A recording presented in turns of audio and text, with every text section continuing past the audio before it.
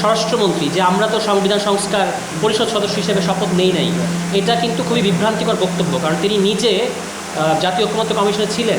গণভোট যখন জনগণ জুলাই সনদকে অনুমোদন করেছে, এটাকে বাস্তবায়ন করা ছাড়া কোনো সরকারের অন্য কোনো অপশন নাই। ফলে আগামী 180 কার্যদিবস, এটা আপনারা জানেন যে সংবিধান সংস্কার পরিষদ কাজ করার কথা এবং সেখানে সংস্কার হওয়ার কথা।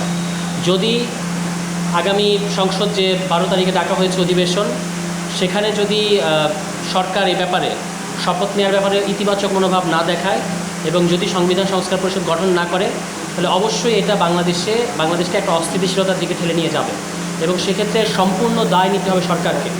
আমাদের দিক থেকে আমরা মনে করি যে রাজনৈতিক দল হিসেবে, নতুন রাজনৈতিক দল হলেও গণতন্ত্রের প্রতি এবং সংস্কারের প্রতি জাতীয় নাগরিক পার্টি এনসিপি সবচেয়ে বেশি কমিটমেন্ট দেখিয়ে এসেছে এবং এই সরকার গঠনের পর থেকেও এনসিপি সবচেয়ে বেশি তীব্রভাবে সরকারের অগণতান্ত্রিক বিভিন্ন নীতির সমালোচনা করে যাচ্ছে। ফলে আমাদের এই ধারা অব্যাহত থাকবে এবং যদি পরিস্থিতি সেরকম ডিমান্ড করে যে আপনারা জানেন যে গণতান্ত্রিক রাষ্ট্রে বাংলাদেশ সংবিধান প্রত্যেকটা রাজনৈতিক দলকে সভা সমাবেশ করার যে গণতান্ত্রিক অধিকার দিয়েছে, এটা যখন যেভাবে প্রযোজ্য, যেভাবে প্রয়োজন, সেভাবে আমরা অবশ্যই ব্যবহার করব, সেটা সময় বলে দেবে।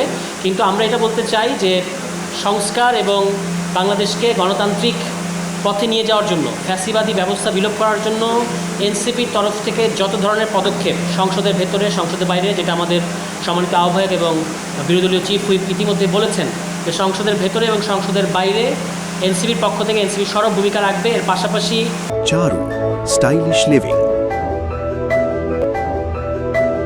যেহেতু আমরা একটা নির্বাচনী জোটেও ছিলাম এবং এখনও সেই জোটকে কেন্দ্র করে আমরা বিরোধী দল গঠন করেছি, সেখানেও সেই জোট বসে যদি কোনো জোটগতভাবে কোনো সিদ্ধান্ত নেয়, সেটা জোট নেবে সেই ব্যাপারে, সেটার সাথে আমাদের দলীয় যে কার্যক্রম, দলীয় যে কর্মসূচি, এর কোনো কনফ্লিক্ট নাই। ফলে দুটো সমানতালেই আগাবে বলে আমরা মনে করি।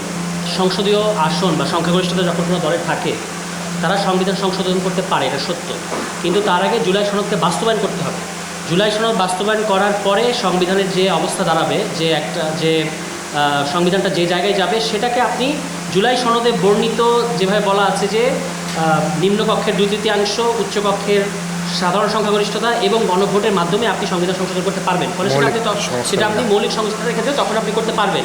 কিন্তু জুলাই সনদ বাস্তবায়নের আদেশের ভিত্তিতে যে নির্বাচন হয়েছে, সেখানে পরিষ্কার বলা আছে যে যারা নির্বাচিত হবে তারা একই সাথে সংবিধান সংস্কার পরিষদ সদস্য এবং তারা সংসদ সদস্য। ফলে যারা এই প্রশ্ন করেছেন বা যারা এটা বলার চেষ্টা করেছেন, বিএনপির এই মুহূর্তে মাননীয় স্বরাষ্ট্রমন্ত্রী যে আমরা তো সংবিধান সংস্কার পরিষদ সদস্য হিসেবে শপথ নেই নাই, এটা কিন্তু খুবই বিভ্রান্তিকর বক্তব্য। কারণ তিনি নিজে জাতীয় ঐক্যমত্য কমিশনে ছিলেন, তার দল সিগনেটারিজ, তিনি জানেন যে জুলাই সনদ বাস্তবায়নের আদেশে কী বলা আছে। সেখানে পরিষ্কার বলা আছে যারা জয়লাভ করবে তারা সংবিধান সংস্কার পরিষদের সদস্য হবে এবং সংসদ সদস্য হবে এবং 180 কার্যদিবস পরে সংবিধান সংস্কার পরিষদটা অটোমেটিক্যালি ডিজলভ হয়ে যাবে এবং তারপরে আবার সংসদে তারা যে রেগুলার যে আইন প্রণয়ন এবং পরবর্তীতে যদি কোনো সংবিধান সংশোধন করার প্রয়োজন পড়ে, সেটা কিন্তু তখন তারা করতে পারবে। ফলে আপনার প্রশ্নটার উত্তর হচ্ছে যে গণভোট যখন জনগণ জুলাই সনদকে অনুমোদন করেছে, এটাকে বাস্তবায়ন করা ছাড়া কোনো সরকারের অন্য কোনো অপশন নাই। এমনকি এই কথাটা বিএনপি যিনি প্রতিনিধিত্ব করেছেন জাতীয় ঐক্যমত্য কমিশনে, তিনি বারবার বলেছেন যে জুলাই সনদ জুলাই গণভোট, এটা হচ্ছে জনগণের সিদ্ধান্ত, জনগণের রায়, এটা সংসদের উপর আইনি বাধ্যবাধকতা থাকবে এটা বাস্তবায়ন করার জন্য। কিন্তু এখন দুঃখজনক বাস্তবতা হলেও সত্য, আমরা দেখতে পাচ্ছি তিনি তার কথাটাকে, সুরটাকে পাল্টে ফেলেছেন। এটা খুবই অনাকাঙ্ক্ষিত। কিন্তু গণভোট কোনো সরকার তার যত বড় সংখ্যাগরিষ্ঠতাই থাকুক, জনগণের রায়কে কিন্তু পাল্টে দিতে পারে না বা এটাকে অমান্য করতে পারে না। ফলে যারা এটা করবে তারা এটার দায়ও তাদেরকে নিতে হবে।